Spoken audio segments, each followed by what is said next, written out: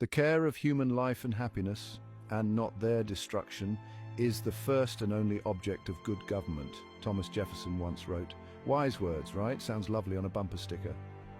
But what happens when the government itself becomes the threat to that life and happiness? What happens when the very system designed to protect us turns into the monster under the bed? We hold these truths to be self-evident, that all men are created equal, that they are endowed by their Creator with certain unalienable rights, that among these are life, liberty, and the pursuit of happiness. These words etched into the Declaration of Independence form the bedrock of the American experiment. They are not suggestions, folks. They are not optional extras. They are the goddamn core principles of this nation.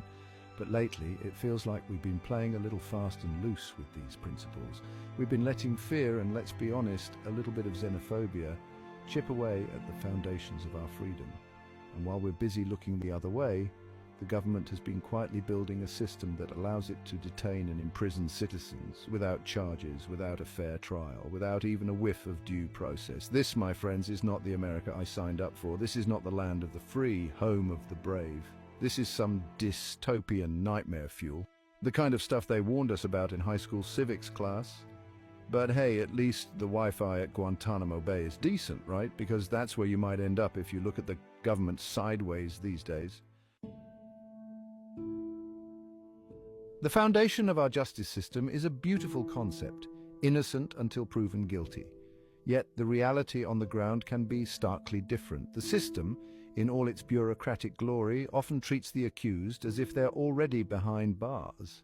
Arrested individuals, particularly those from marginalized communities, are often subjected to deplorable conditions. Think overcrowded jails, inadequate medical care, and a pervasive sense of hopelessness. Let's not forget the psychological torture, the endless waiting, the uncertainty, the isolation from loved ones. These deprivation tactics, designed to break a person's will, are eerily similar to the methods employed by the very terrorists we claim to be fighting. Arnie, thy name is America. Remember that whole land of the free thing? Yeah, not so much when you're stuck in a legal limbo, presumed guilty before you've even had a chance to see a judge. It's like being in a Kafka novel, except the ending is less profoundly ambiguous and more utterly screwed. This isn't about being soft on crime. This is about sticking to the damn script. The Constitution, in case you haven't read it recently, and let's be honest, who has, guarantees certain fundamental rights, even to those accused of crimes. Rights like the presumption of innocence, the right to a fair trial, the right to not be treated like a caged animal. Basic stuff, really. You know, the kind of rights that separate us from the dictators and despots of the world. Let's talk about Guantánamo Bay, that little slice of paradise in Cuba where the Geneva Conventions apparently went on vacation and forgot to come back. Established in the wake of 9/11, Gitmo, as the cool kids call it, has become a symbol of American exceptionalism at its worst. A legal black hole where the laws of the land don't apply and the rules are made up as they go along. Hundreds of individuals, labeled as enemy combatants on the flimsiest of evidence, have been detained at Guantánamo, some for over a decade, without charges, without trial, without even a whisper of hope. Their alleged crimes, vaguely defined, often based on hearsay or coerced confessions obtained through, shall we say, enhanced interrogation techniques. Waterboarding anyone? These detainees, many of whom were later found to be completely innocent, were subjected to inhumane conditions, deprived of sleep, medical care, and contact with the outside world. They were denied basic human rights, treated like animals in a zoo, all in the name of national security. Because, you know, nothing says safe and secure like a government willing to throw out the rule book and embrace torture. The very existence of Guantánamo Bay is an affront to the values America claims to hold dear. It's a stain on our national conscience, a festering wound on our commitment to justice and the rule of law. It's time to close this goddamn chapter of American history and send a clear message to the world. We are better than this, or at least we used to be. Look, I'm no constitutional scholar. I get most of my legal advice from Law and Order reruns and the occasional Twitter thread. But even I know that the Constitution is kind of a big deal. It's the supreme law of the land, the document that lays out the framework for our government and guarantees our fundamental rights. It's like the owner's manual for America, except instead of telling you how to change a tire, It tells you how to run a country without turning into a tyrannical hellscape. One of the key principles enshrined in the Constitution is the concept of due process of law. Basically, it means you can't just lock someone up without giving them a fair shake. You know, a trial, a lawyer, a chance to confront their accusers, that sort of thing. It's the bedrock of our legal system, the principle that separates us from the banana republics and kangaroo courts of the world. But here's the thing. When you start detaining people without charges, without trials, without even the pretense of due process, you're basically taking a big, fat Sharpie to the Constitution and crossing out the parts you don't like. You're saying, yeah, those rights are nice and all, but they don't apply anymore because, you know, terrorism or whatever. This is dangerous territory, folks. When we start chipping away at the Constitution, even in the name of national security, we undermine the very foundations of our democracy. We create a system where anyone can be targeted, detained, and stripped of their rights without recourse. And that, my friends, is a slippery slope that leads straight to tyranny. Section 5, the thin veneer of justice military tribunals. Now you might be thinking, but John, surely these detainees get some kind of hearing, right? They can't just be locked up indefinitely without any chance to plead their case. And you'd be right, sort of. They get something called a military tribunal, emphasis on the sort of... Imagine a regular court of law, got it? Good. Now imagine that court with fewer rights for the accused, less transparency, and a healthy dose of government secrecy. Oh, and replace the judge with a panel of military officers who may or may not have legal training and whose primary loyalty is to the very entity that detained the accused in the first place. Congratulations, you've just visualized a military tribunal. These tribunals, set up to try suspected terrorists, have been widely criticized for lacking the basic fairness and impartiality of a civilian court. Evidence is often classified, hearsay is admissible, and the accused may not have access to a lawyer of their choosing. It's like trying to win a game of poker when the house is dealing the cards, holding all the chips and occasionally peeking at your hand. The use of military tribunals to try civilians, even those accused of terrorism, sets a dangerous precedent. It creates a two-tiered system of justice, one for regular folks and one for those deemed enemy combatants, a designation that can be applied arbitrarily and without due process. It's a system that erodes the very principles of fairness and justice that our legal system is supposed to uphold. Section 6. The price of freedom paid in full with interest. This isn't just about abstract legal concepts, folks. This is about real people with real lives whose lives have been shattered by this system.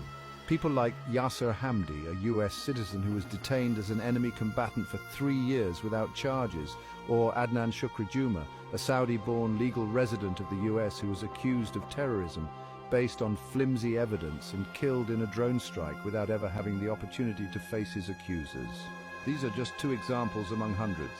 Innocent people caught in the crosshairs of the war on terror, stripped of their freedom, their dignity, their lives, all in the name of national security. And for what? To what extent has this erosion of our rights actually made us safer? The answer, my friends, is blowing in the wind. Along with the shredded remains of the Constitution, we like to think of America as a beacon of freedom and justice, a shining city on a hill.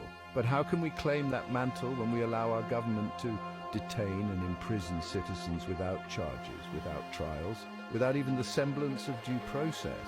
When did we become so afraid of our own shadows that we were willing to sacrifice the very principles that make us American? This isn't about being soft on terrorism. It's about being hard on tyranny. It's about remembering who we are and what we stand for. It's about standing up for our rights, even when it's hard, even when it's unpopular, even when it's inconvenient. Because the moment we stop fighting for our freedom is the moment we cease to be free. Section 7, the American way or the American way out. Remember that whole shining city on a hill thing? Yeah, about that. It's getting harder and harder to maintain that image when we're busy building cages for our own citizens. The world is watching America, and they're not impressed. They see the hypocrisy, the double standards, the erosion of our own values in the name of fighting for them elsewhere. We can't claim to be a beacon of freedom while simultaneously extinguishing that very freedom on our own soil. It's like trying to sell a fire safety course while your own house is engulfed in flames. Not exactly a compelling sales pitch, is it? The erosion of our rights, the normalization of indefinite detention, the creeping acceptance of a justice system that operates on suspicion and fear rather than evidence and due process. These are not signs of a healthy democracy. They are the warning signs of a nation teetering on the brink of something far more sinister. It's time for a gut check, America. We need to decide what kind of country we want to be. Do we want to be the land of the free, the home of the brave, the defenders of liberty and justice for all?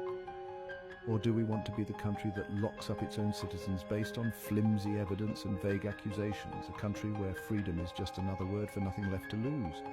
The choice, my friends, is ours to make. Choose wisely. Section 8, Echoes of Tyranny, from the USSR to the USA. History has a funny way of repeating itself, doesn't it? We look back at the atrocities of the past, the gulags of the Soviet Union, the concentration camps of Nazi Germany, and we shake our heads in disbelief. How could they? We ask ourselves. How could they perpetrate such horrors? How could they stand by and let it happen? And yet, here we are, tiptoeing down that same dangerous path. We tell ourselves it's different this time, that we're the good guys, that we'd never stoop to such barbarity. But the echoes of tyranny are unmistakable, the justifications eerily familiar. National security, protecting the homeland, eliminating the threat. The words may change, but the tune remains the same. The Soviet Union, in its paranoia and quest for absolute control, perfected the art of disappearing its citizens. A knock on the door in the dead of night, a one-way trip to a Siberian gulag. No trial, no charges, no explanation. Just the chilling silence of a government that could crush its own people without consequence. We may not have gulags in America, well, except for that one in Cuba, but the underlying principles are disturbingly similar. The presumption of guilt, the erosion of due process, the willingness to sacrifice individual liberty in the name of some nebulous collective good. These are the hallmarks of authoritarianism, not the hallmarks of a free and just society. Section 9, the slippery slope of fear, a national pastime. Fear is a powerful drug. It clouds our judgment, distorts our perception, and makes us susceptible to all sorts of bad ideas. And boy, oh boy, do our leaders love to exploit it.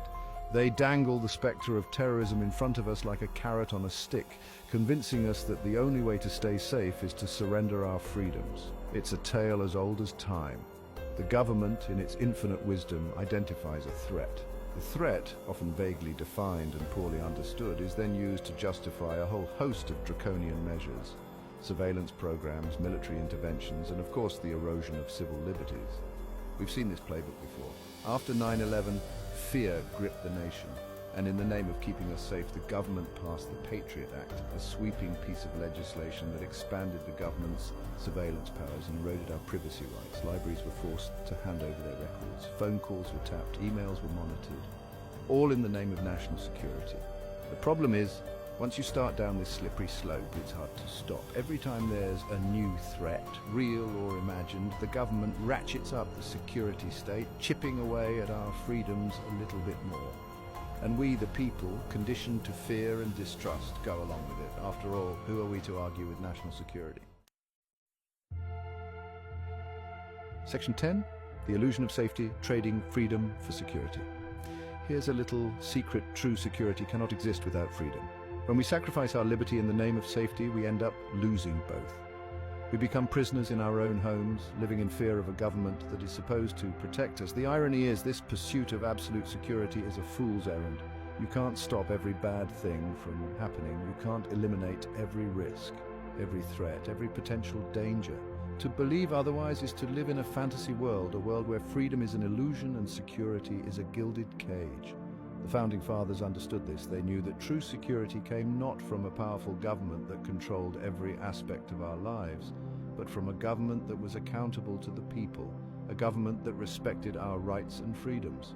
When we allow our government to operate in the shadows, to detain citizens without charges, to erode our fundamental rights, we are not making ourselves safer. We are simply trading one form of fear for another. We are exchanging the fear of terrorism for the fear of our own government. Section 11. Reclaiming our rights. A call to action. So, what can we do about it? How do we reclaim our rights, restore the rule of law, and rebuild the America we thought we knew? Well, for starters, we can stop being so damn afraid. Fear is a natural human emotion, but it shouldn't be the driving force behind our policies. We need to start demanding accountability from our elected officials, hold their feet to the fire, make them explain why they believe it's okay to detain citizens without charges, to erode our privacy rights, to create a system where the government is above the law. Support organizations that are fighting to protect our civil liberties, the ACLU, the Electronic Frontier Foundation, the Center for Constitutional Rights. These groups are on the front lines of the battle for our freedoms, and most importantly, never stop speaking out. Talk to your friends, your family, your neighbors. Write to your elected officials. Raise hell on social media. Let them know that you will not stand for a government that treats its own citizens like enemy combatants. The fight for freedom is never easy. It's a constant struggle, a never-ending battle against those who would seek to take it away from us. But it's a fight worth having. Because the alternative, a world without freedom, is a world not worth living in. Stop.